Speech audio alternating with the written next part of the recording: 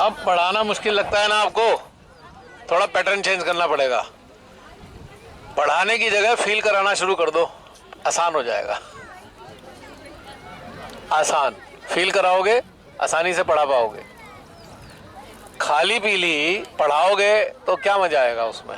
Feel कराओ, pattern change करोगे, बहुत अच्छा हो जाएगा। क्योंकि फीलिंग से बढ़िया कोई पढ़ाई नहीं होती। फील कराओ, सब कुछ अनुभव होगा। अब देखो ना, अब सहज में बड़े बड़े लेक्चर सुनते हो आप, हाँ ये हो जाएगा, वो हो जाएगा, वो हो जाएगा, सुना है आपने। लेकिन अगर वही साहब अगर 5-7 मिनट फील कराने लगे जो बोल रहे हैं तो कितना आसान हो जाएगा। इतने लंबे लेक्चर की जरूरत ही नहीं है। रियलाइज कराते चलो, हर चीज समझती जाएगी, हर कोई समझेगा। रियलाइजेशन। अब यहाँ पर जो भी बातें कही जा रही हैं उसका रिलेशन साथ में हो रहा है चारों तरफ। आपके एनवायरनमेंट में रिलेशन है, वो सारी चीजें अंदर जा रही है ना। वो रियलाइजेशन, हम ये रियलाइज कर रहे हैं तो इससे क्या हो रहा है कि वो जो पढ़ाना चाहते हैं वो अपने आप ही अंदर उतर रहा है। तो बच्चों के साथ भी ऐसे ही हैंडल करना चाहिए कि फील कराने की तरफ ध्यान देना चाहिए, फील कराने की तरफ। इसका मैं एग्जाम्पल दूंगा। आजकल आपने देखा होगा ग्लोबल इंटरनेशनल स्कूल ज्यादा खुल रहे हैं, देखा है?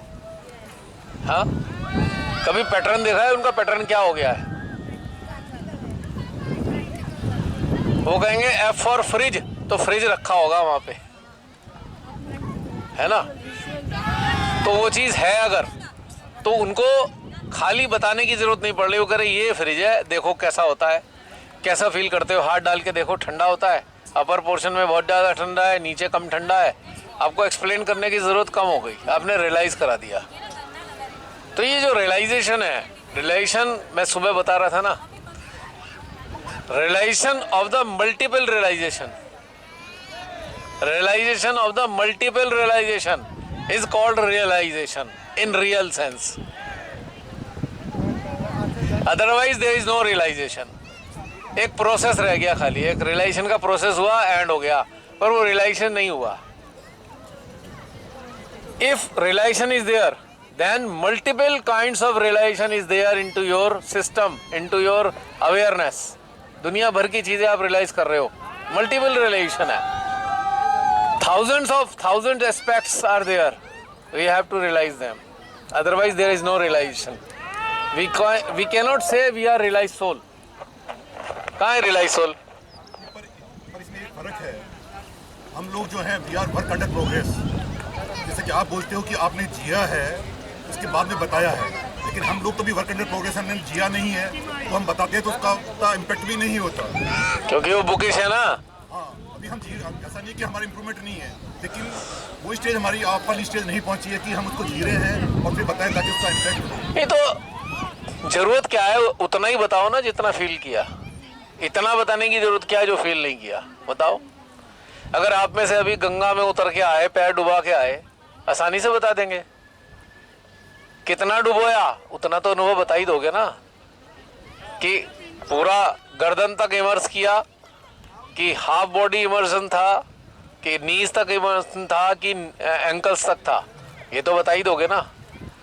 हम फील तो कर रहे हैं एंकल के लेवल पे और बताना चाहते हैं हेड लेवल पे। It is not possible, that will not work out, work नहीं करेगा ये सब चीजें।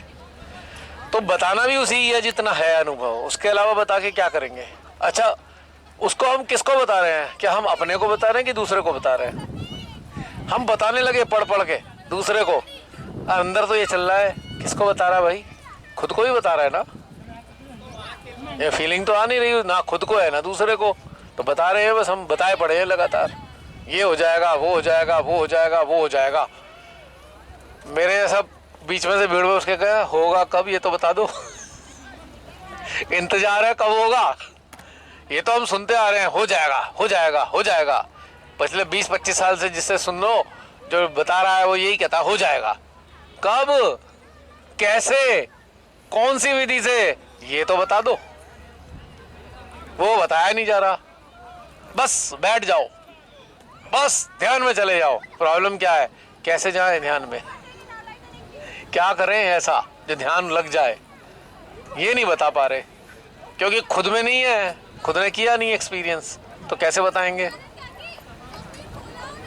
नहीं, प्रॉब्लम ये है कि हम लोगों के साथ जो हमारा अटेंशन है वो हमारे अंदर है, हाँ लेकिन आसपास के लोग चाहते हैं कि हम अपना अटेंशन अपने अंदर नहीं रखे, उन पे रखें, पूरा टाइम अटेंशन उनको दें। हाँ, हम चाहते हैं अटेंशन हमारा अंदर रहे। हाँ। तो क्लैश है। झंझट खत्म, यही तो क्लैश होता है। अगर सबसे बड़ी बात यह है कि अगर आप सरल सी चीज़ पे आ जाएं कि जो फील करोगे वही बताओगे, झगड़ा खत्म हो गया। उसे बहुत अच्छे से बता पाओगे, you can easily define that. एक एक छोटे छोटे पहलू को ही बता पाओगे जिसका अनुभव है, और जिसको नहीं अनुभव किया कैसे बताओगे? किताबें पलटोगे, उसने क्या कहा, टॉलेस्टाई ये कह गया, सोक्रेटिस ये कह गया, नानक ने ये कहा, पर आपको क्या मिला ये बताने में? कह रहे हैं कि मतलब अभी कुछ और उन्होंने पूछा कि जैसे अटेंशन हमारा तो हमारे अंदर है और सामने वाले का वो चाहते हैं कि हमारा अटेंशन उन पे रहे, तो ये पूछा। हाँ तो रख लो, उस पर भी क्या दिक्कत है? तो हमारा अपने से अटेंशन हट जाएगा ना। नहीं हटेगा। अब मैंने ये स्पेक्टिकल्स लगा रखे हैं, तो एक इसको लगा के ही देख रहा हूँ ना मैं, तो क्यों नहीं हो सकता? जो आप फील कर रहे हो अपने अटेंशन के साथ में रहो और उसी अटेंशन के चश्मे से उसको देख लो। नहीं, पर काफ़ी फर्क है। हम अपने बॉडी के अंदर से हमारा अटेंशन अंदर है, तो हम ना अटेंशन सहस्त्रार पे और मतलब सहस्त्रार पे और सेंट्रल हार्ट पे एक साथ रख सकते हैं। हाँ। लेकिन ये लाइफ सिचुएशन में बाहर जब एक्सटर्नल फॉर्म में होते हैं, हाँ। तो अपना अटेंशन उन पे भी रखें, हाँ, अपने पे भी रखें, रख- जरा मुश्किल लगता है। प्रैक्टिस की बात है ना, रख सकते हैं। गाड़ी ड्राइव करते हैं आप? गाड़ी तो ड्राइव करते हैं, गाड़ी ड्राइव करते हैं, साथ में कोई होते हैं, बातचीत कर रहे होते हैं। वो ठीक है। मोबाइल पे फ़ोन आता है, उससे ही बात करते हो, साथ वाले से ही बात करते हो, गाड़ी की ड्राइव भी करते हो, और ये भी देखते हो कि एक्सीडेंट ना हो जाए। 4 काम एक साथ करते हो, तो ये भी वैसा ही है। उसका इसका अभ्यास है और इसका अभ्यास करना है, यही डिफरेंस है। फिर एक प्रॉब्लम और आती है कि आपकी वो स्टेज भी इवॉल्व हो गई कि आपका अटेंशन आप पे भी है और उन पे भी है। हाँ। फिर उनकी एक्सपर्टीज ये बढ़ जाती है कि अटेंशन के साथ में एप्रिसिएशन भी आना चाहिए। अब उसका क्या करो, अटेंशन भी रख लिया, अब वो चाहते हैं एप्रिसिएशन भी हो। यहाँ पे एक ही रूल फॉलो करना है, अगर कोई एप्रिसिएशन लायक बात होगी तो एप्रिसिएशन करना है, डिस्कार्ड करने लायक होगी तो डिस्कार्ड भी करना है। यहाँ पे ईमानदारी से काम करना होगा। और गलत बोल रहा है तो डिस्कार्ड करना है ना, उसके लिए झगड़ा नहीं करना। भाई अगर ऐसे बात करोगे तो हम बात नहीं कर रहे, खत्म हो गई बात। क्या जरूरत है बात करने की? फिर प्यार से बात करोगे तो हम भी सुन लेंगे, बात कर लेंगे। हम नहीं सुन नहीं रहे, नहीं कर रहे, हम उसको कंटिन्यू नहीं करना चाहते। ये तो हमारे ऊपर है ना कि हम उसे आगे कंटिन्यू करें या ना करें। ये प्रैक्टिस का विषय है कि, और आप में से ढेर सारे लोग इस चीज़ की प्रैक्टिस कर भी चुके हैं कि कनेक्टेड रहते हुए भी हम दूसरे पे टेंशन रखते हैं। अब इसका एक प्रमाण है, जब वर्कशॉप में हम लोग अटेंशन वर्क करते हैं तो क्या वही तो काम कर रहे होते हैं? सेम काम ही तो कर रहे हैं, अपने अंदर भी है, दूसरे पे भी है, और दोनों जगह कनेक्टेड हैं, दोनों जगह अनुभूति कर रहे हैं, अभी भी हो रहे हैं ना। तो छोटी छोटी चीज़ें हमें प्रैक्टिस करने की बात है। कनेक्टेड है, चल रहा है, ये भी चल रहा है। हमको क्या ज़्यादातर आदत पड़ी रही कि हमारा अटेंशन जहाँ जाता है हम उसमें एनग्रॉस हो जाते हैं, बस ये मिस्टेक डिलीट करनी है। मुझे जो लगता है, जो मैं समझ पाया हूँ, बेसिक प्रॉब्लम हमारी धारणा के अंदर है कि ये सब जो बैठे हैं ये हमारे अपने हैं और वो सब जो हैं वो पराए हैं। हाँ, लेबल लगा रखा है। ये भी एक पहलू है, लेकिन ये सब कुछ ये नहीं है, लेबलिंग है। सब कुछ ये नहीं है, ये भी एक पहलू हो सकता है, ऐसा नहीं है। लेकिन असली चीज़ ये है कि अपने साथ कनेक्टेड रखते हुए दूसरे पे अटेंशन देना। अब एनर्जी चैनलाइजेशन कैसे होती है, आप लोगों ने अभ्यास तो किया है। अटेंशन दूसरे पे भी है, अपने पे भी है, क्योंकि चैनलाइज तभी कर पाओगे जब आप अपने साथ जुड़ोगे, और चैनलाइज हो तब पाएगा जब दूसरे पे अटेंशन होगा। तो दोनों चीज़ें हैं ना लगातार। ये प्रैक्टिस का है मामला, टोटल प्रैक्टिस का। इसीलिए तो अभ्यास करते हैं बैठ के, कलेक्टिव इसीलिए तो चाहिए, साथ मिलके बैठ के अभ्यास कर लें। अगर अकेले नहीं हो पा रहा है तो साथ कर लो, साथ में कई सारे पहलू आते हैं सामने। अकेले में हम थोड़ा सा ही देख पाते हैं, 25 लोग हैं तो 25 नज़रिए भी तो हमारे सामने आ रहे हैं, 25 प्रकार की वैरायटी है हमारे परसेप्शंस की, वो भी तो हमें फ़ायदा हो रहा है ना इस चीज़ का। क्यों पूजा? अब तो क्वेश्चन नहीं है ना, आइदर ये और आइदर वो, खत्म हो गया, एक ही है। इधर से ये है, उधर से वो है, ये है हकीकत। जैसे कहते हैं ना, 2 sides of the coin, same coin की 2 साइड है, ऐसे ही है। Soul has 2 side. Soul use to manifest in 2 form, either female और मेल, सीधी बात। और एक थर्ड भी है जो इन दोनों का मिश्रण है, लेकिन सोल वहां पे भी है, वो 2 फॉर्म में एक साथ मैनिफेस्ट हुई है, उसमें भी कोई समस्या नहीं है। जो हमारी सोसाइटी में एक थर्ड जेंडर है, किसी भी फॉर्म में थर्ड जेंडर है, वो भी सोल है, ऐसा नहीं है, वो घृणा नहीं कर सकते हम उनसे किसी भी कीमत पे। वो मल्टीपल मैनिफेस्टेशन है सोल का, जो दोनों ट्रेड्स हैं एक साथ मैनिफेस्ट किए हैं सोल ने, उसकी मर्जी है, वो दोनों को साथ में जीना चाहती है। कभी कभी एक जीना चाहती है, कभी दोनों जीना चाहती है, ये सारा उसका खेल है, उसकी मर्जी है, उसकी इच्छा है उसे क्या जीना है। इसलिए डिस्क्रिमिनेशन नहीं होना चाहिए। अगर हम सोल को समझते हैं तो डिस्क्रिमिनेशन कभी नहीं हो सकता, किसी प्रकार का डिस्क्रिमिनेशन नहीं हो सकता। ये सब ना जानने के परिणाम स्वरूप प्रॉब्लम होती है। और सोल समझने के लिए पहले खुद को सोल बनना पड़ेगा ना। सोल तो बने बनाए हैं, समझना होगा, हाँ, मैं वही कह रहा हूँ। एक्नॉलेज करना होगा। सोल तो हम है ही नहीं, एक्नॉलेज करने से थोड़ी वास्तव में वो क्वालिटीज आनी भी तो चाहिए ना, इम्बाइब भी तो होनी चाहिए आपके अंदर। हाँ, प्रैक्टिस से होगी ना, जब फोकस जाएगा। अब जैसे कि आप में से ढेर सारी महिलाएं ऐसी भी रही होंगी जिन्होंने कभी किचन का काम ही नहीं करा, हाथ ही नहीं लगाया। विवाह के बाद किचन देखी, किचन नाम की चीज़ होती क्या है? विवाह के बाद देखा किचन, अच्छा ये किचन है, कैसे करते हैं इसमें किचन में? अच्छा ऐसे ऐसे करते हैं, चलो भाई करके देख लेते हैं। और जो पॉजिटिव अप्रोच लेके चले, आज वो बहुत अच्छे कुक हैं, बेहतरीन कुक बन गए। और जो सोचा यार मेरा काम तो है नहीं है, वो आज भी रेसिपी पूछ रहे होते हैं, हाँ वो कैसे बनेगा, कितना % डाल दें, क्योंकि इंटरेस्ट नहीं है। इंटरेस्ट होता तो सीख चुके होते, हेल्प की जरूरत नहीं थी। नहीं, और फिर हम बड़े शान से कहने नहीं वो है ना, हमारे माँ बाप ने हमसे काम नहीं कराया। माँ बाप बड़ी गलती करते हैं जो काम नहीं कराते। थोड़ा थोड़ा ट्रेनिंग दे दें तो सबसे अच्छा काम हो जाए, तो कुछ तो आइडिया हो ही जाएगा ना। और कोई कहे मेल है हम तो क्यों करेंगे, मत करो, भूखे रहो, ढाबे में खाओ, जॉब कर रहे हो, बाहर जाते हो, इधर जाते हो, कब तक बाहर का खाना खाओगे, कुछ तो बनाना ही पड़ेगा। तो क्यों नहीं पहले अपनी नाक नीचे करके घर में ही बनाना सीख लो, भूखे तो नहीं रहोगे एटलीस्ट। और सबसे अच्छी ट्रेनिंग तो तब होगी, मायके भेज दो अपनी वाइफ को, और फिर कब तक खाओगे ढाबे में? और 1-1.5 महीने के लिए भेजो, 2-4 दिन में तो इंतजार करके रखोगे, छोड़ो ब्रेड खा के ही रह लूं, कहाँ झंझट में पड़ूं, फल ही खा लूं। लेकिन महीने भर के लिए भेजा तो अब रोज ना तो बाहर का खाना खाया जा सकता, ना ही किसी से बनवा के घर में मंगाया जा सकता, तो मुश्किल होता है। फिर कोई ना कोई चीज सीख जाता है इंसान। ऐसी मेडिटेशन है। कब तक बंधन लगा दो, अच्छा हमारी कुंडली उठा दो, अच्छा ये भी उठा दी, चलो भाई अटेंशन डाल दो, चल गया थोड़ा दिन। लेकिन खाली खाली प्रैक्टिस कब करोगे? उसके बाद ही इंडिपेंडेंट बनोगे। कितना आसान है कहना, ग्रुप में डाल दो भाई, वाइब्रेशन नहीं आ रही, वाइब्रेशन दे दो, कह दिया, लोगों ने प्यार से दे भी दी, कोई बात नहीं, चलो। लेकिन हमेशा नहीं चलेगा ये, इंडिपेंडेंट होना ही पड़ेगा, किसी भी हालत में इंडिपेंडेंट होना पड़ेगा, है ना। सपोज कीजिए लाइफ के अंदर 100 जगह है जहाँ आपको इंडिपेंडेंट होना है, 100 चीज़ें हैं जहाँ आपको इंडिपेंडेंट होना है। फाइनेंशियली होता है, इकोनॉमिकली होता है, इमोशनली होता है, फिजिकली हो गया, कुकिंग हो गया, ड्राइविंग हो गया, बैंकिंग हो गया। आप सब एरिया में तो आप इंडिपेंडेंट नहीं हो सकते, आपको कहीं ना कहीं तौर पर डिपेंडेंट होना ही पड़ेगा।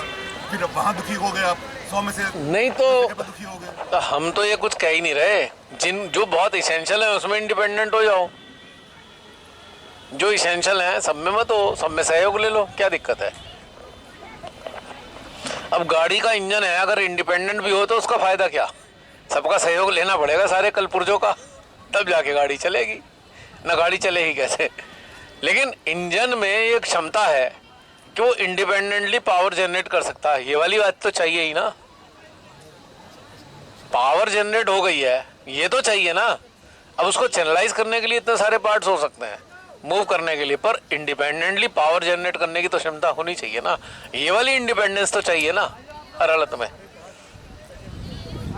साथ में लिंक्ड हैं तब जाके गाड़ी चलेगी। हम गाड़ी को हम कहते हैं घर, गाड़ी को घर से जोड़ देते हैं, और घर में जितने भी सारे एक अरेंजमेंट है फैमिली के फॉर्म में, वो सारे पार्ट्स हैं उस घर नाम की गाड़ी चलाने वाले।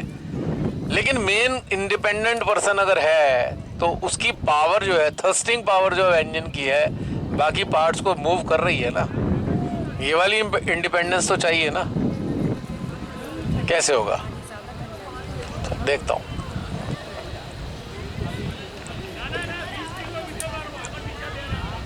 पर कई बार ये इंडिपेंडेंट होने का नुकसान भी होता है। जैसे मैं बताऊं, आज से 50 साल पहले जब लेडीज़ काम नहीं करती थी, सिर्फ जेंट्स काम करते थे, तो कोई घर में झगड़े नहीं होते थे, क्योंकि पता था फीमेल को कि मैं हस्बैंड के ऊपर डिपेंडेंट हूँ, तो मेरे रोल क्या है, उनके रोल क्या है। कोई झगड़ा नहीं होता था, कोई डाइवोर्स नहीं होते थे।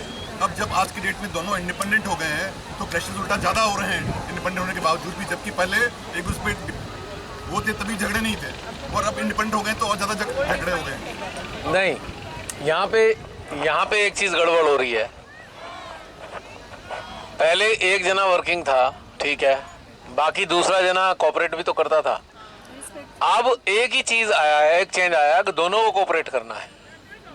खत्म हो गई समस्या। अब ऐसा नहीं हो सकता कि सिर्फ लेडी पूरा काम कर रही है, जेंट्स को भी involve। दोनों को कोऑपरेट करना है, पहले एक को कोऑपरेट करना होता था, फेज चेंज हो गया ना। लेकिन उसमें भी मदर इन लॉ एक्सेप्ट नहीं कर पा रही ना कि बेटे को भी काम करना चाहिए। नहीं, वो तो उनकी ईगो लेके बैठे हुए हैं ना, कंडीशनिंग लेके बैठे हैं। मेरे बेटे को ही काम कराई जा रही है। भाई मैं तो एक बात पता नहीं किससे कह रहा था, याद नहीं आ रहा। मैं कहा भाई बेटी है, हाँ जी, शादी करनी है, हाँ जी करनी है। भाई ये देखना, सास वर्किंग होनी चाहिए, लफड़ा खत्म हो जाएगा, जिंदगी में कोई प्रॉब्लम नहीं होगी। सास वर्किंग हो, ये ढूंढ लो घर। कई बार जैसे कई साल सास अगर हाउस होल्ड है तो प्रॉब्लम आ सकती है।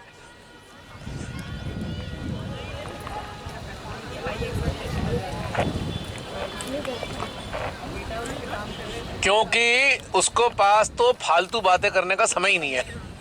ना सास पे समय है, ना वाइफ पे समय, बहू को समय है, ना बेटे को समय है, ना पिता को समय है। वो भी अपना काम कर रहे हैं, तो चारों वर्किंग है, समय किसी के पास नहीं। जब समय नहीं तो झगड़ा भी नहीं है। भाई प्रॉब्लम जानते हैं ना क्या हो सकती है।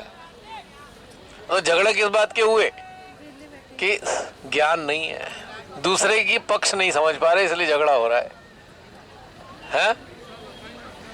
तो यहाँ पे एक फॉर्मेशन चेंज होनी है, जो कंडीशनिंग का चेंज हो रहा है यहाँ पे कि भाई अब दोनों को एक दूसरे को सहयोग करना है।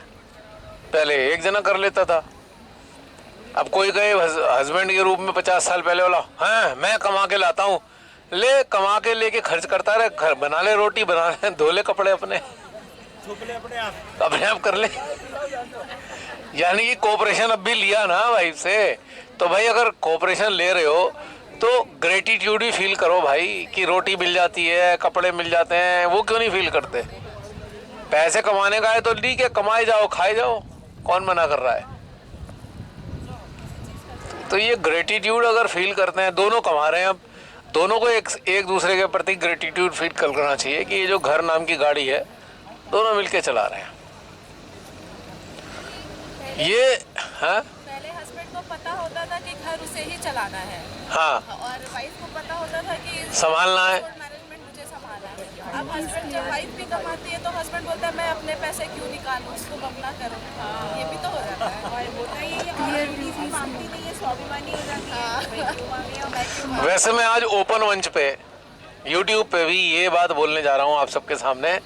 वो हस्बैंड नालायक होते हैं जो वाइफ के पैसे खर्च करते हैं, एकदम नालायक हस्बैंड होते हैं। आई एम सॉरी टू से, एकदम नालायक 100%। यानी कि हस्बैंड में स्वाभिमान नाम की चीज नहीं है, बिल्कुल स्वाभिमान नहीं है, गिरा हुआ है स्वाभिमान, कभी नहीं। वाइफ अपनी खुशी से कर दे वो एक अलग मैटर है, आप उस पर बोझा नहीं डाल सकते कि मेरा भी खर्चा कर, तेरे को तो, तू मेरे से ज्यादा कमाती है, तू मुझे पैसे दे। इडियोटिक, बेकार। ये आजकल ऐसे भी लड़के हो रहे हैं जो कहते हैं कि खाना हम बना लेंगे, हाँ, तुम कमा लो। तो ज़्यादा समझदार हैं वो, कम से कम वो ये मान तो रहे हैं कि ये कमा के लाती है, हम घर संभाल लेंगे। बुराई थोड़ी है इसमें। वो कहते हैं हम ये साथ मैं भी ऐसे एक परिवार को जानता हूँ जिसके हस्बैंड आराम से सारे घर का काम कर लेते हम हैं रख लेंगे खाना और अच्छे रिलेशन है, ऐसा नहीं है कि खुशी खुशी करते हैं। पर ये वाली सोच कि भाई, मैं तो ये बात मानना है मेरे लिए गलत है। ये 4 रिश्ते हैं देने के, लेने का रिश्ता नहीं है इनसे। जो फीमेल पार्ट है, काउंटर पार्ट, बेटी, माता, पत्नी, बहन, मित्र भी, लेने का रिश्ता नहीं है, एटलीस्ट देने का रिश्ता है। हाँ, किसी का आप मान रखने के लिए आप ले लेते हो, उसकी फीलिंग की रिस्पेक्ट कर लें, दैट इज अनदर थिंग। पर ये देने के रिश्ते हैं, लेने का रिश्ता कोई नहीं है इससे। ये गलत है। और अगर लेना ही चाहते हैं तो ऐसी स्थिति पैदा करें, सुंदर सुंदर भावनाएं प्राप्त हो, आपको अच्छी फीलिंग प्राप्त हो, एक भाव अच्छे मिले, ये वाला लो। धन क्या लेना, ये तो गलत है बिल्कुल भी मेरे हिसाब से। ट्रेडिशनल सोच मानो तो ठीक, अगर नेचुरल मानो तो भी ठीक, पर ये सत्य है। और जो ऐसा सोच लेते हैं फिर वो परेशान ही रहते हैं। उनका अपनी नजरों में आत्मसम्मान नहीं होता। क्या आत्मसम्मान रहेगा बताओ। मैं कह रहा हूँ, हस्बैंड की 50,000 रुपये तनख्वाह है, वाइफ की 1 लाख है। 50,000 में काम चल जाएगा ना हस्बैंड का, मांगने की जरूरत क्यों है? वाह, इतना तो सम्मान होना चाहिए। अगर 1 लाख रुपए वाइफ कमा रही है तो ठीक है, अपनी मर्जी से बच्चों के लिए भी कर सकती है वो, पर तुम तो मत लो यार, कम से कम तुम तो इतनी इज्जत रखो अपनी। है? अरे जो कॉम्प्लेक्स आता है तो मूर्खता है ना, स्वीकार नहीं कर रहे आप। पहले लेकिन शादी करते थे तो भैया देखते थे कि लड़के की ऊपर होनी चाहिए लड़की से। वो एक इसलिए क्योंकि एक जैसे हमारी सोसाइटी मेल डोमिनेंस इसीलिए अच्छा रहता है। सोसाइटी है, एक कंडीशनिंग है ना। लेकिन यहाँ मैं दूसरी बात कह रहा हूँ कि लड़के की 25,000 हो और लड़की की 1 लाख भी हो, 25,000 में खर्चा चल जाता है। अपने लिए तो कम से कम मत मांगो जी।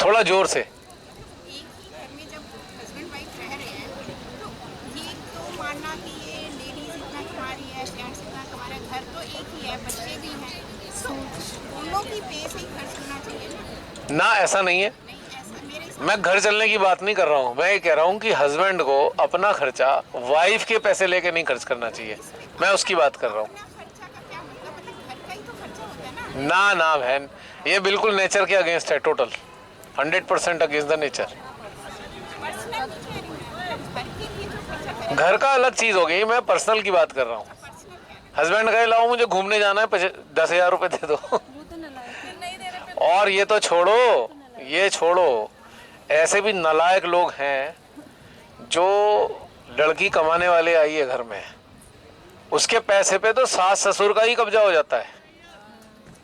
ऐसे भी नालायक निखद्द लोग हैं धरती पे, है नहीं?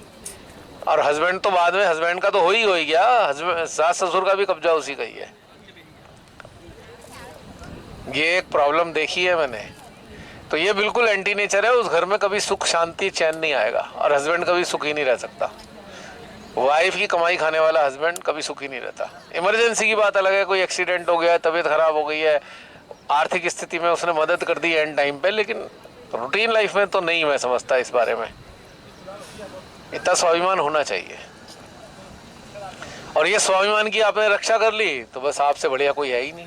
ये स्वाभिमान लड़कियों में आ रहा है, हाँ, लड़कियों में ज्यादा आ रहा है तो स्वाभिमान। गड़बड़ होती चली आ रही है ना। लड़कों के बजाय लड़कियों में आ तो सारा एक ही साइड चला गया ना लोड। मुझे लगता है कि हाँ ट्रेनिंग भी तो शुरू से थी।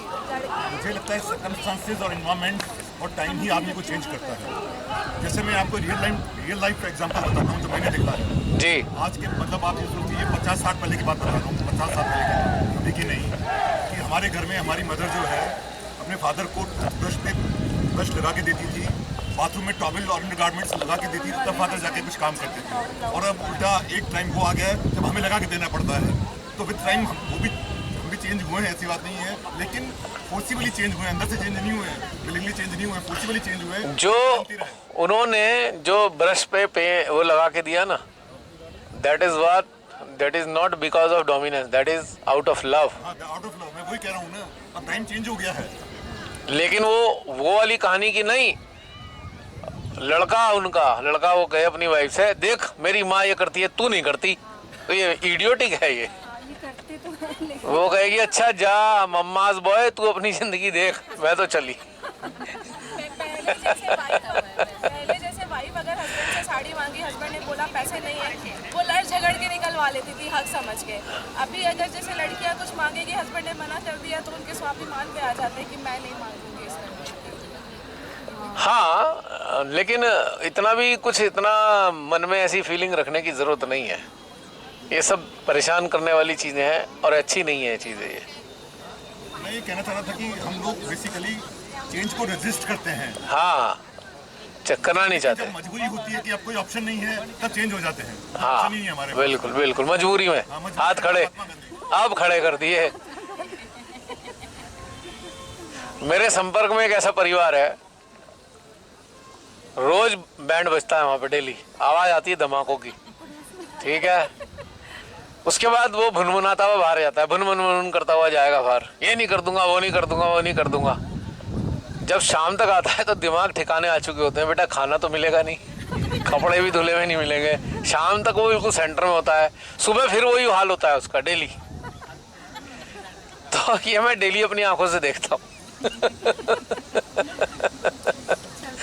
तो सवाल क्या है कि वो बेचारा स्वीकार नहीं करके दे रहा कि छोड़ दे तू, यहाँ पे संभालने दे अपनी वाइफ को, उसकी मान ले घर के मामलों में, तू मत चला अपनी। लेकिन मानता नहीं है, आदत पड़ी हुई है और क्षमता भी नहीं है कि इंडिपेंडेंटली रह सके। तो शाम तक आते वो बेचारा वो गऊ हो जाता है। शाम तक निबट जाता है सारा काम। तो मैंने एक दिन उससे कहा, तू यार इतना परेशान होता है, काहे को चिंता करता है, तो एक काम कर वाइफ को भेज दे लड़के के पास। हाँ ये ठीक है। अगले दिन मैंने पूछा क्या हुआ, भेज दिया? वो ऐसा है जी, वो दिक्कत आ रही है। क्या दिक्कत आ रही है? वो हो जाएगा, ठीक है, अब वो सभी सही हो गया है। ये पुराने लोगों में ज्यादा है। मतलब एक ही दिन में सही भी हो गया, और अभी तो हो रहा था ये कर दूंगा वो कर दूंगा।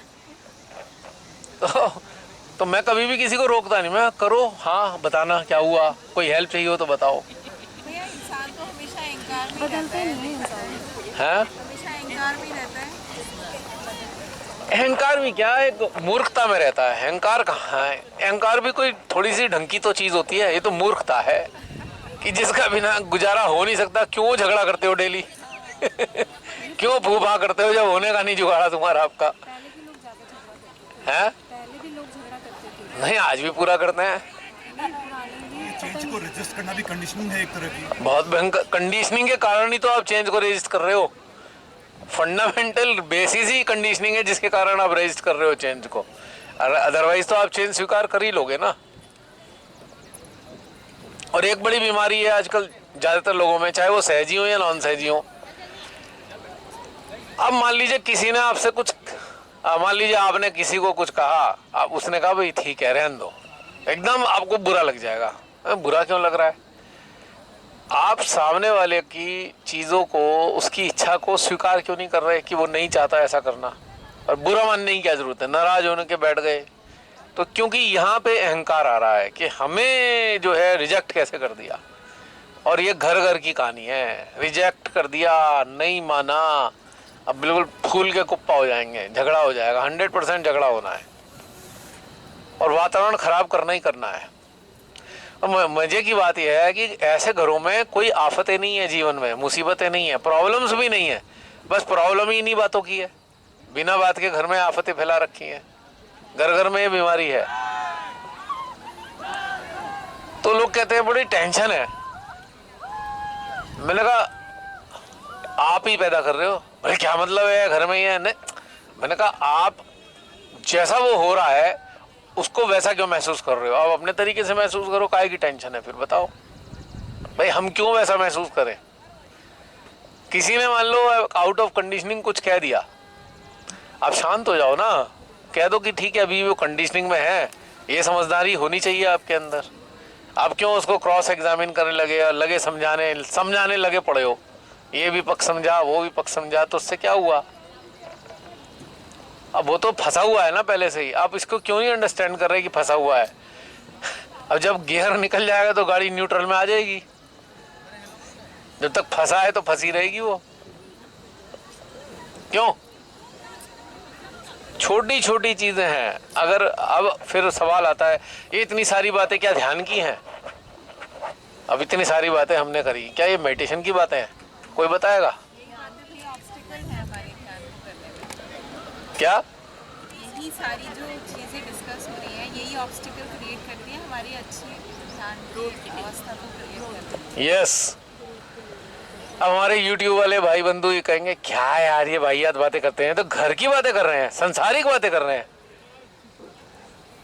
तो ये संसारिक बातें ही तो अड़चन डाल रही हैं आपकी ग्रोथ में। तो जब तक आप इनसे ऊपर नहीं निकलोगे तो ग्रोथ होगी कैसे? जबकि इनकी बारीकियों को समझना होगा। जब इनकी बारीकियों को समझना होगा तो इनकी डाइसेक्शन करना होगा, पोस्टमार्टम करना होगा। जैसे वो बचपन में आपने साइंस वालों ने किया था, मेंढक को काटा, कॉकरोच को काट दिया, केचुए को काट दिया और समझा इसके अंदर ये है ये है ये है।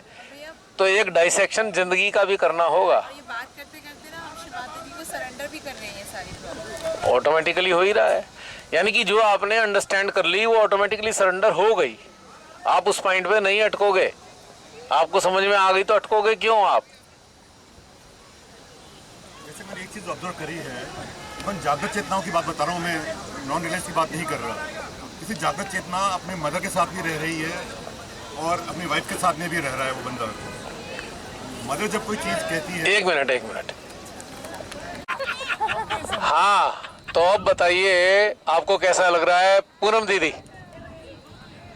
हमें बहुत अच्छा लग रहा है, गंगा मैया की गोद में आकर हमें बहुत अच्छा लग रहा है। ठंडा ठंडा पानी है, कल करता पानी, बहुत अच्छा लग रहा है, बहुत मजा आ रहा है। और ये जो आइडिया है सेशन का गंगा किनारे, उसके बारे में क्या ख्याल है आपका? Excellent, very good idea. जब हम लोग आ रहे थे तो कहे बस चलो आ गया वो आ गया, जल्दी चलो वो आ गया, करते हमको इतना लंबा ले आए। वहाँ से बोल रहे थे जस्ट यही है पास में, और जब चल के आए जो थकावट है वो गंगा मैया ले लिया, गंगा मैया ने एकदम हल्का कर दिया। दोस्त ने अगर फिर दोस्त हमें यानी कि धरती पे करके स्वर्ग है, यही है। ये बात बिल्कुल सत्य है और ये आप महसूस कर सकते हैं कि सारा स्वर्ग यहीं बसा हुआ है और हम स्वर्गवासी हैं, नो डाउट। क्योंकि हम सांसारिक जो उपक्रम है उनको हटकर यहाँ आ गए हैं। तो स्वर्गवासी कौन है? जो सांसारिक उपक्रमों में लिप्त नहीं है वही तो स्वर्गवासी है। मरने के बाद थोड़ी स्वर्गवासी होते हैं, जीवित अवस्था में भी स्वर्गवासी हो सकते हैं। Am I right? अगर आप अपनी प्रॉब्लम से अटैच नहीं है, अपने दुखों से अटैच नहीं है, आप जॉय कर रहे हो तो आप स्वर्गवासी हो, स्वर्ग में रहते हो। कौन मना करता है इस चीज़ को? मरने के बाद ही थोड़ी स्वर्ग में जाएंगे, उसकी तो गारंटी नहीं है, लेकिन इसकी तो गारंटी है। जीवित अवस्था में स्वर्ग का आनंद ले सकते हो, इसकी गारंटी है। मरने के बाद का पता नहीं। क्यों? और गंगा किनारे डोलते फिरे क्या फायदा? और प्रॉब्लम क्या हो कि भूत बनने के बाद सेल्फी नहीं खिंचा सकते। सबसे बड़ी दिक्कत है, सेल्फी नहीं खींच सकती भूत बनने के बाद। भूत बनने से पहले ही सेल्फी खींच सकती है। Am I right? गाने भी नहीं गा सकते। और गलती से आपको भगवान ने क्षमता दे दी गाना गाने की। जिसके पास खड़े होके गा रहे होंगे वो तो गिग्गी बन जाएगी उसकी। कौन गाने गा रहा है भाई, दिख तो रहा नहीं। तो जितना भी स्वर्ग है वो जीवित रहते हुए है, मरने के बाद की कोई गारंटी नहीं है। मरने के बाद तो एजम्पशन है स्वर्गवासी हो गए, अब अंदर सोच रहा है पता नहीं स्वर्ग में होंगे कि नरक में, पता नहीं। मालूम नहीं स्वर्ग में है कि नरक में है। पर कह रहे हैं भाई जिससे इज्जत बची रहे, इज्जत बची रहे, वे स्वर्गवासी हुए हैं, कोई नरकवासी नहीं होते कहते, मान के चलते हैं हम, है ना। जो भी दुनिया में मरे स्वर्गवासी कहलाए। हाँ, जाने क्यों भगवान ने नरक दिया है बनाए। वो नर्क वो जो है ना नर्क इसलिए बनाया है कि आप स्वर्ग की अनुभूति को जीवंत कर सको, उसकी जो यंत्रणा है, संताप है, त्राण है, उससे दूर रहकर आप उसका आनंद ले सको। यही तो एहसास कराने के लिए नरक दिया, वरना नरक का कोई मोल क्या है। और खास तौर से जागृत लोगों के लिए तो नरक का बड़ी कीमत है। नरक की, नरक देख देख के स्वर्ग की तरफ जा रहे हैं, यहाँ ना घुस जाए। हाँ हाँ, बिल्कुल बिल्कुल बिल्कुल। अभी ने टोटल 14 टाइप के नरक बताए हैं। अच्छा, 14 टाइप्स मैंने पढ़े थे, कुछ जैनी में वो बताए थे। ये नरक, उससे भी घोर नरक, ये उससे 14 टाइप के कैटेगरी से 14 लेवल कॉन्शियसनेस होती है ना, उससे 14 टाइप के नरक बताए हैं। अच्छा, 14 काइंड्स। अभी ने बताए हैं। अब मन की कितनी अवस्थाएं हैं? कॉन्शियसनेस की तो बहुत सारे 14 अवस्थाएं मन की हैं। चक्र कितने हैं? इसलिए उसमें 14 14 होता है, इसलिए 14 टाइप के नरक बताए होंगे। और अगर 14 अवस्था से हटकर आप उसको, उस अवस्था को सुंदर तरीके से अचीव नहीं कर पा रहे हैं तो वो नरक हैं। अचीव कर लिया है तो स्वर्ग हैं। तो 14 प्रकार के स्वर्ग हैं तो 14 ही प्रकार के नरक हैं, क्योंकि उसकी रिवर्स है। अगर आप उस चीज़ को अचीव नहीं कर पा रहे तो आप नरक में हो, अचीव कर लिया है तो आप स्वर्ग में हो। तो स्वर्ग और नरक की अवधारणा आपकी चेतन अवस्था पर डिपेंड करती है कि आपकी चेतन की स्थिति क्या है, कितना आप उस चीज़ को अंडरस्टैंड कर पा रहे हो, कितना अपने जीवन में उस चीज़ को उतार पा रहे हो। वही स्वर्ग है और वही नरक है। स्वर्ग और नरक के ऊपर श्री माता जी का जोक्स आपने सुना नहीं सुना, शायद मैं सुना दूं सबको। सुना दीजिए। कि एक बार माता ने जोक सुनाया वाला, किसी आदमी ने बोला कि मेरे को मतलब मृत्यु हो गई तो उसको स्वर्ग नरक में उनको बताना था कि आपको कहाँ जाना है। तो पहले मेरे को बताओ तो सही कि स्वर्ग नरक है में होता क्या है। तो उस आत्मा को स्वर्ग में ले जाया गया। तो वहाँ जाके उसने देखा कि यहाँ सब लोग मेडिटेशन कर रहे हैं, कोई कुछ क्या कर रहा है, सब लोग आनंद में हैं, लेकिन सब लोग मेडिटेशन कर रहे हैं। उसने बोला ये तो मेरे को पसंद नहीं आया जरा। और फिर नरक में ले गए उसको, तो वहाँ पर देखा सब लोग डांस कर रहे हैं, कोई डिस्को कर रहा है, कोई नाच रहा है, कोई गा रहा है। तो फिर बोला कि कहाँ जाना है?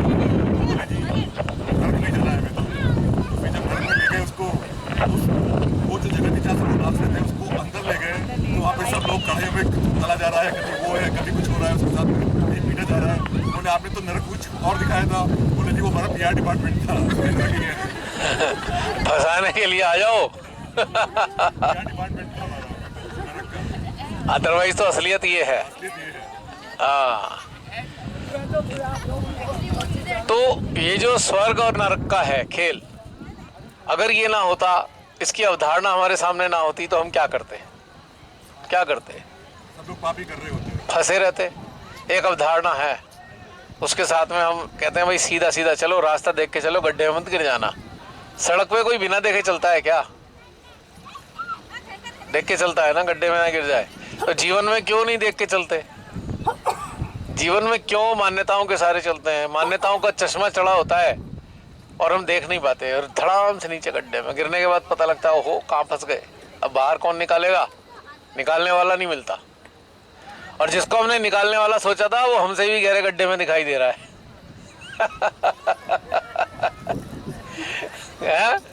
ओ ये निकाल लेगा। अच्छा, आवाज कहाँ से आ रही है? ओ मेरे से भी नीचे, मेरे से भी नीचे। मैं तो फिर भी ठीक हूँ भाई, थोड़ा सा ऊपर हूँ, गड्ढे में बिल्कुल नीचे वाले तले पे नहीं हूँ। तो ये जो बाहर से हम अपना लेते हैं ना, ये हमारा तारणहार है। तारणहार तो आप अपने स्वयं हो, कोई और तारणहार नहीं है। जिस दिन ये समझ में आ गया कि आप ही अपने तारणहार हो, उस दिन के बाद आपके जीवन में सिवाय स्वर्ग के कोई दूसरी चीज़ नहीं होगी। नरक डिफरेंस है, कंपैरिजन है, और स्वर्ग स्थित प्रग स्थिति है। स्थित प्रग स्थिति वही स्वर्ग का वातावरण है। आपको कोई फर्क नहीं पड़ रहा किस चीज़ से क्या हो रहा है क्या नहीं हो रहा है, बस आप आनंद में हो और आनंद लिए जा रहे हो लगातार। और देखो यहाँ कितना आनंद बिखरा पड़ा है। यही स्थिति है, बहती धारा है गंगा की। इसके साथ श्री माता जी ने कितनी सुंदर व्यवस्था की है, क्या कल्पना की थी। हम बिल्कुल गंगा की धारा के मुश्किल से 20 मीटर के पास बैठकर 20 मीटर बैठकर इसका आनंद ले रहे होंगे, इस कलेक्टिव का। 10th वर्कशॉप ऑन अटेंशन है। अब ये बताइए कि हमारे वर्कशॉप का नाम तो वर्कशॉप है, वर्कशॉप ऑन अटेंशन। हमारा अटेंशन है कहाँ इस वक्त? जरा देखना कहाँ को है, किधर है भाई? घर में है क्या?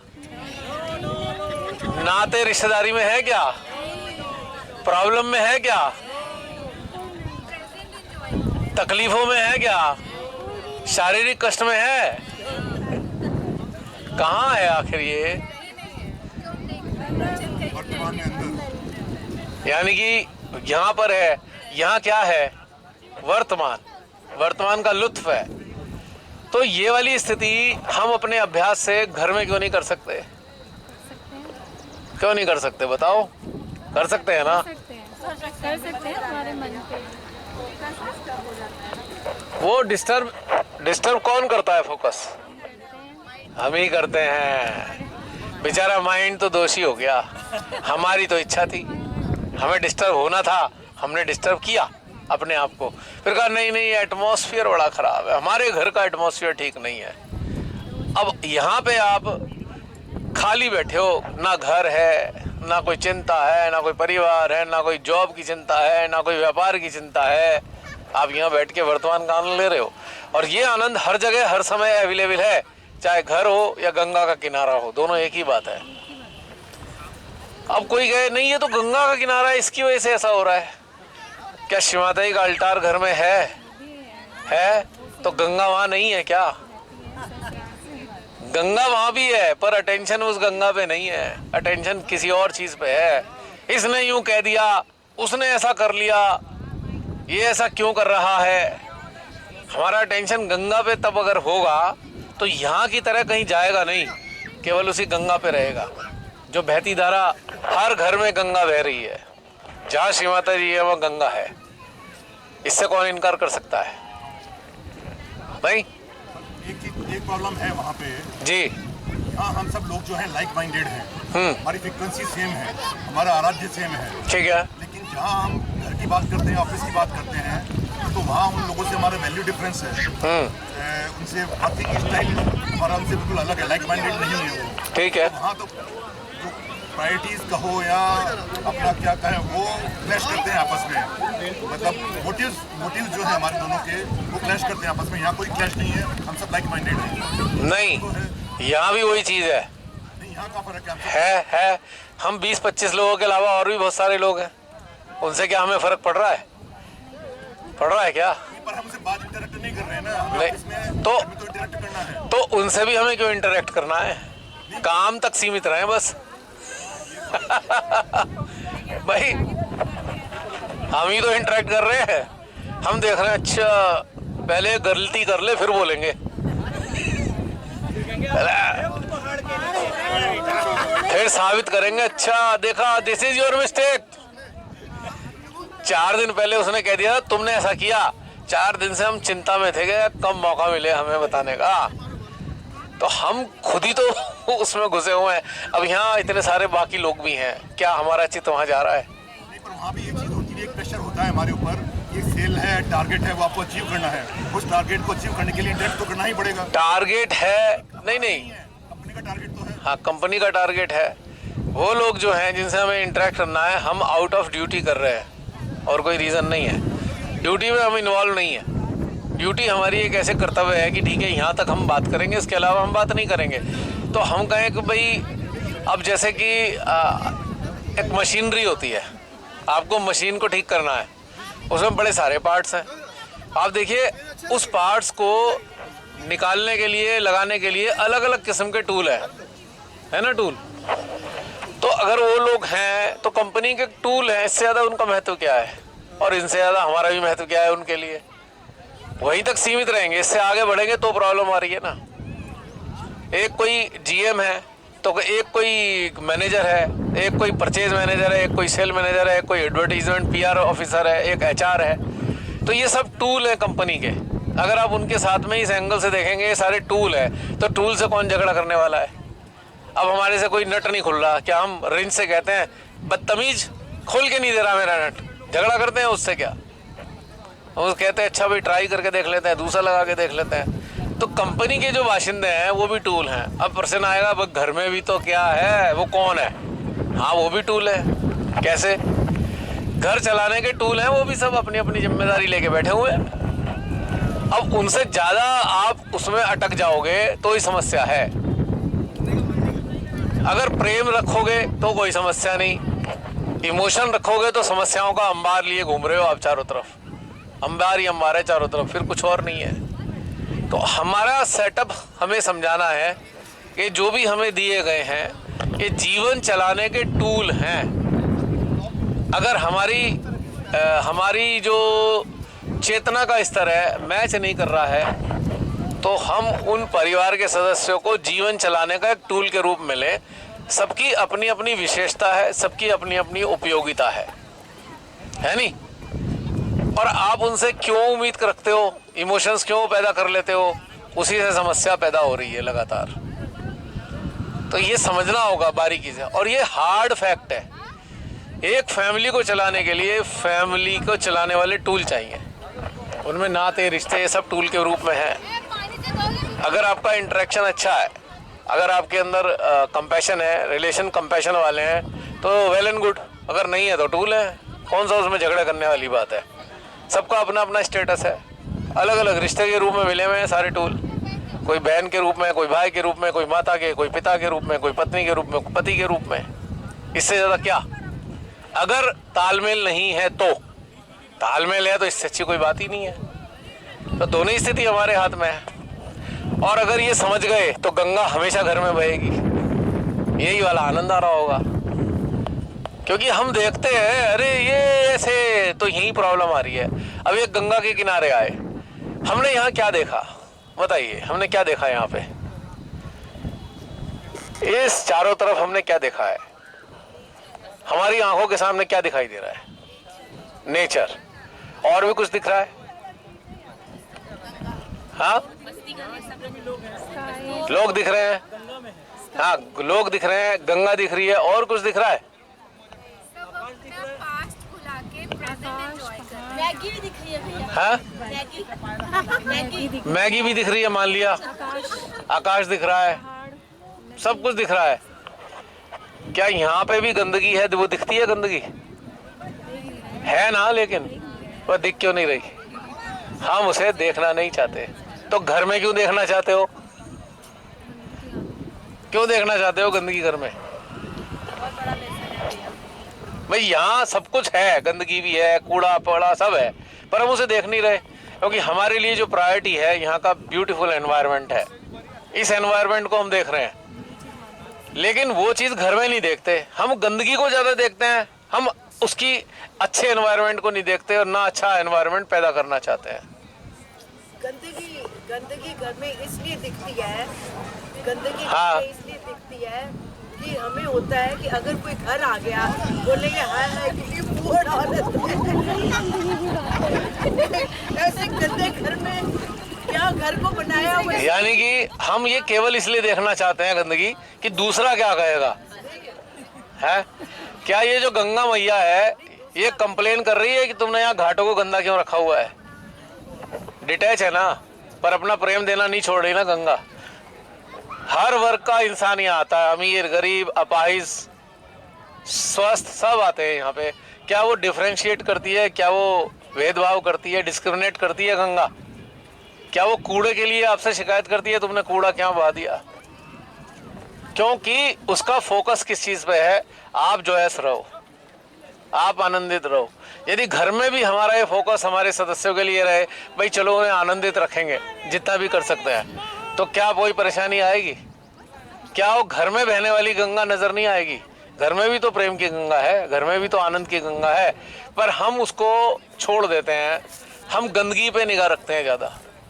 एक चीज़ और भी है जी, अब हमारे में, अब जैसे हमारी डेप्थ बढ़ रही है तो हमारा जो है एटीट्यूड बदल रहा है और हमें काफ़ी चेंजेस आ रहे हैं। जी। जैसे पहले वही टूल होते थे तो को हम आर्ग्यू करते थे। हाँ। आर्ग्यूमेंट के बाद एक स्टेज आई जहाँ हम न्यूट्रल हो, और न्यूट्रल के बाद एक वो स्टेज आई है जहाँ शांति हो गई है। जी। लेकिन आनंद वाली स्थिति अभी नहीं आई कि हम उनको एंजॉय कर सकें। वो स्टेज कब आई कि हम उनको एंजॉय जो है वैसे एक्सेप्ट कर लिया, लेकिन हम उनको एंजॉय नहीं करते। शांति से बैठे हैं, वो भी शांति में, हम भी शांति में, लेकिन उनको एंजॉय नहीं करते हम। वो स्टेज कब आएगी कि हम उनको एंजॉय कर सकें? वो स्टेज आप पे ही निर्भर करती है कि आपका परसेप्शन क्या है उनके लिए। परसेप्शन। अब सोल मानना पड़ेगा, बस यही है। अब टूल मानते थे, अब उनको सोल मानना पड़ेगा। बस सीधी सी बात है।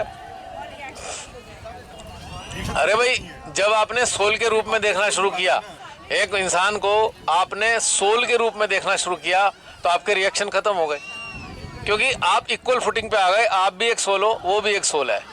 इसके बीच में जो कुछ है वो सारा भ्रम है, वो ट्रुथ नहीं है। कोई अच्छा है, कोई बुरा है, यही तो भ्रम है।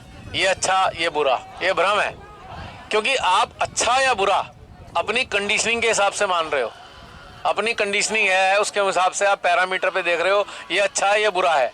पर सच्चाई ये है कि सब अच्छे हैं, सब बुरे हैं, क्योंकि हमारा नजरिया अगर जैसा होगा, हमें वैसा ही अच्छा या बुरा नजर आएगा। इसका मतलब तो ये हो गया कि हमें वैल्यूज को वैल्यूज नहीं देनी चाहिए, वैल्यूज को वैल्यूज नहीं देनी चाहिए। हमें जैसा है वैसा वैल्यूज को वैल्यू तो देनी चाहिए, पर वैल्यूज किसी पे लादनी नहीं चाहिए। प्रॉब्लम इम्पोजिशन से आती है। इम्पोजिशन अगर होगी तो सारी वैल्यूज गड़बड़ हो जाएंगी। हम अपनी वैल्यूज को वैल्यूज दें, दूसरे की वैल्यूज को वैल्यूज दें, पर उन वैल्यूज को इम्पोज ना करें, स्वतंत्र छोड़ दें। अब ये यहाँ पर ये राफ्ट है, आप राफ्ट को देखो, राफ्ट कैसे चल रही है। राफ्ट में ये जो बैठे हैं बच्चे, ये केवल उसे हल्का सा डायरेक्शन दे रहे हैं, पर ये चला नहीं रहे उसको। ये धारा अपने आप चला रही है राफ्ट को, देख रहे हैं आप। ये धारा ऑटोमेटिकली ले जा रही है राफ्ट को, इसके फ्लो पे चल रहे हैं, रेजिस्ट नहीं कर रहे, बस डायरेक्शन देते हैं, दाएं जाना है कि बाएं जाना है, इससे ज़्यादा कुछ नहीं है। तो घर के अंदर भी इतना ही इंटरफेरेंस होना चाहिए कि जो धारा है उसको बस स्टीयर आप कर सकते हैं, ना तो आप उसे रोकने का प्रयास करें, ना ही उसे आप विपरीत दिशा में घुमाने की कोशिश करें। वहीं से प्रॉब्लम शुरू होती है। बस आपको एसेस करना पड़ेगा कि हमारे घर की धारा क्या है, किस लेवल की धारा है, उसके साथ चलते रहेंगे, चलता जाएगा। जब हम सोचते हैं यार हमें तो ज्ञान आ गया, अब ये ज्ञान ही नहीं है, अब हम अपने ज्ञान को उन पे लादना शुरू करते हैं, वहाँ से समस्याओं का जन्म होता है। क्यों लादने की ज़रूरत है? एक पुरानी कहावत है, सलाह की ज़रूरत हो नहीं हो किसी को सलाह मत दो, और ज़बरदस्ती सलाह दोगे तो उससे समस्या खड़ी होगी। अगर हम उन्हें सोल्स के रूप में देखते हैं तो उन्हें भी इंडिपेंडेंस देना। हो सकता है वो आपको इंडिपेंडेंस नहीं देना चाहते, वो एक अथॉरिटी वाली लेवल पे हैं, तो आप उनसे ज़्यादा समझदार हो, आप ये समझते हो यार ये नहीं समझ रहे, तो आपको फिर भी बुरा नहीं मानेंगे, क्योंकि आप जानते हो ये समझ नहीं रहे हैं। हम समझ रहे हैं पर ये नहीं समझ रहे, तो भी विवाद नहीं होगा। विवाद कब होता है? जब दोनों नासमझ हो जाते हैं। नासमझ कैसे होते हैं? हम सही हैं, वो कहेंगे हम सही हैं, यहाँ विवाद शुरू हो गया। और दोनों के सही होने का जो पैमाना है वो कंडीशनिंग है, तो सत्य तो कुछ और ही है, और सत्य ने कहाँ से कहाँ पहुँचा दिया हमें, एक विवाद की कैटेगरी में आ गए। अब जैसे एक उदाहरण के लिए, किसी का एक हस्बैंड वाइफ हैं, उनके बच्चे हैं, वाइफ को शौक है कोई, ठीक है, अगर हस्बैंड समझदार है वो शौक को करने देगा, अड़चन नहीं डालेगा। अगर वो ना समझ है, वो कहेगा नहीं ये चीज़ ठीक नहीं है, ये चीज़ ठीक है, वहीं से विवाद शुरू हो जाता है। यही वाइफ के लिए है, वाइफ अपने नज़रिए से अपने हस्बैंड को चलाना चाह रही है, तो विवाद पैदा हो रहा है। यदि हम कहें भाई ये ऐसी चेतना वाला, मैं ऐसी चेतना वाला, तो विवाद नहीं है। दो रंगों को आपस में झगड़ा करते देखा है क्या? लाल हरे से लड़ लिया, हरा नीले से लड़ लिया, नीला पीले से लड़ लिया, क्योंकि रिस्पेक्ट कर रहे हैं कि तू लाल है मैं हरा हूँ। लेकिन इंसान के साथ बड़ी बीमारी है कि वो अपने जैसा ही बनाना चाहता है दूसरे को। यही राड़ की जड़ है सारी संसार में। क्यों अपना जैसा बनाने की ज़रूरत है हमें? क्यों हम उनकी विशेषताओं के साथ उन्हें जीने नहीं देते? क्यों हम एक नियम बना देते हैं, ये फला ये फला ये फला? नियम किसने बनाए हैं? क्या भगवान ने नियम बना के भेजा था? भगवान ने नियम बना के नहीं भेजा, तो हमने क्यों नियम बना दिए और नियमों पे अड़ गए बिल्कुल। पत्थर की तरह। तो वो परेशानी है और उस परेशानी को हमें समझना होगा। हमारा झगड़ा खत्म हो जाता है, उसी क्षण हमारी शांति स्थापित हो जाती है और उसी घर में गंगा की लहरें हिलोरे ले रही होती हैं। यानी कि टेक्निकल टर्म्स के अंदर हम बोले तो हमें रेजिस्टेंस क्रिएट नहीं करना चाहिए, हमें कंडक्टर बनना चाहिए। एग्जैक्टली, शेप अप करने के लिए उनकी जो एनर्जी है किसी भी फॉर्म में जनरेट हो रही है, you just give direction to that energy. बस इतना ही करने की ज़रूरत है। जो ये सोल टू सोल कॉन्वर्सेशन होता है जो हमारी फैमिली या जो कोई भी है, तब हम समझ पाते हैं कि वो इस तरीके से क्यों बिहेव करते हैं। हाँ, वरना तो समझ ही नहीं सकते। देखिए, हर सोल के साथ मन ने भी जन्म लिया है और चेतना ने भी जन्म लिया है। मनुष्य की हर सोल के साथ इन दो चीज़ों का भी जन्म हो रहा है। तो पिछले जन्म में जो स्थिति उस मानव की थी वही स्थिति लेके वो पैदा हुआ है। आप अपने हिसाब से उसे कैसे बदलने की कोशिश करोगे शुरुआत में ही, और नियम कानून बना के तो नहीं बदला जा सकता। एनवायरनमेंट दो ना, ठीक है, दे दिया एनवायरनमेंट, काम खत्म हो गया। झगड़ा क्यों? क्योंकि भाई ये तो सत्य है ना, चाहे हमें अच्छा लग रहा है या बुरा लग रहा है तो सोल के फॉर्म में ही ना।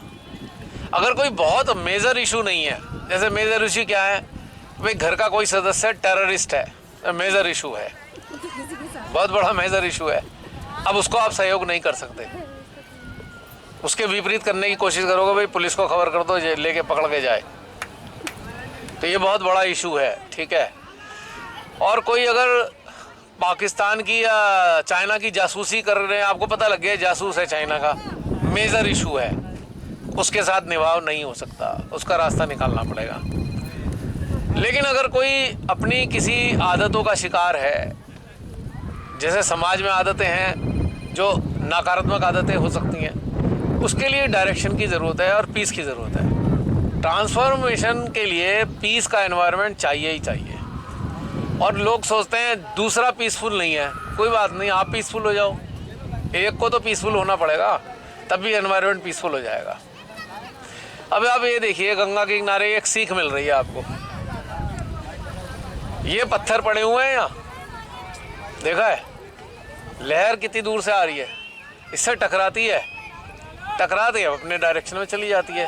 पत्थर तो शिकायत ही नहीं कर रहा, गंगा तू मेरे को रोज टक्कर मार रही है, हर पल टक्कर मारती है, वो तो शिकायत ही नहीं कर रहा।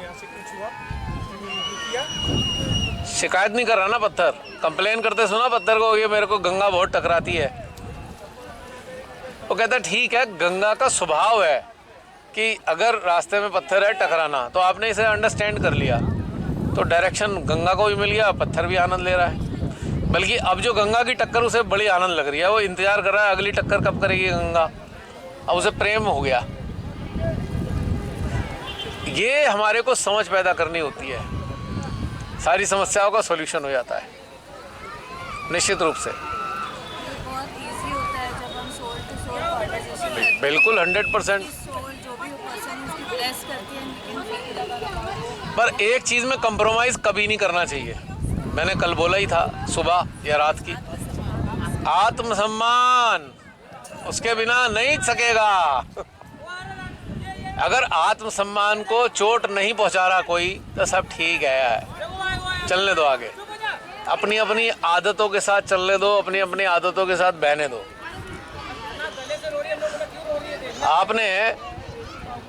आपने देवप्रयाग गए हैं कभी आप लोग? देवप्रयाग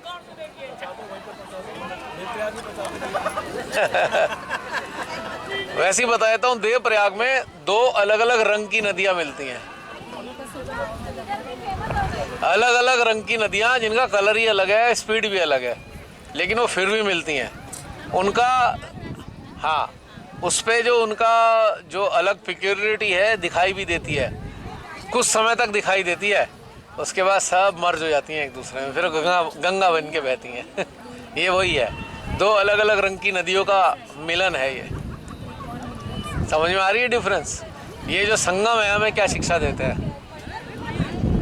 संगम में बिल्कुल एक कलर की नदी हो, एक उसका बहाव हो, इसकी आवश्यकता नहीं है।